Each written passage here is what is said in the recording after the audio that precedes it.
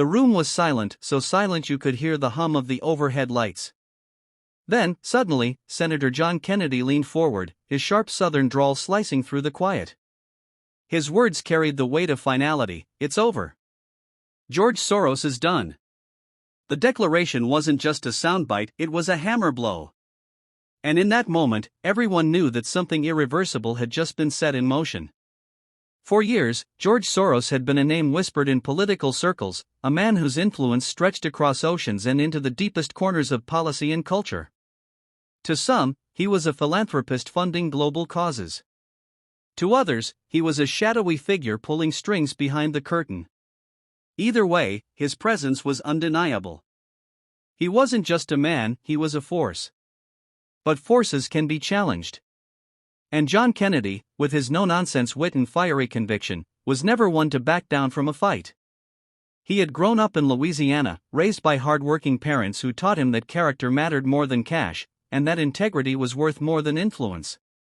He knew what it meant to stand on principle, even when the world told you to stay quiet. The showdown began in the halls of the Senate.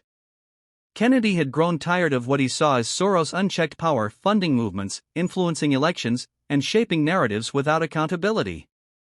He decided it was time to peel back the curtain. But it wasn't easy. Every attempt to raise the issue was met with pushback, silence, or outright denial. Allies warned him to back off. Staff whispered that he was biting off more than he could chew. But Kennedy pressed forward, fueled not by ambition but by a conviction that the people deserved truth. One evening, long after the cameras were off, Kennedy sat alone in his office, stacks of papers scattered across his desk. He wasn't a man who enjoyed theatrics, he preferred plain talk, straight from the gut. But he also knew this wasn't just about speeches, it was about exposing what was hidden. He prayed quietly, asking for courage, before turning his attention back to the documents that laid out a trail of money, influence, and manipulation. The next morning, the storm broke. Kennedy stood before the nation, voice steady but sharp, as he laid bare connections, tactics, and schemes that many had either ignored or brushed aside. He spoke with the clarity of someone who had nothing to lose and everything to fight for. Power without accountability, he declared, is the fastest road to tyranny. And I'll be damned if I stand by and watch it happen here. The backlash was immediate. Soros defenders labeled Kennedy as reckless, painting him as a populist firebrand stirring trouble.